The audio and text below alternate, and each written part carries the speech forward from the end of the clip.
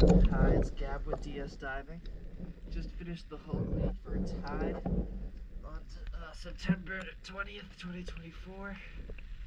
That's English Landing Marina, or what it's called. Let's check it out.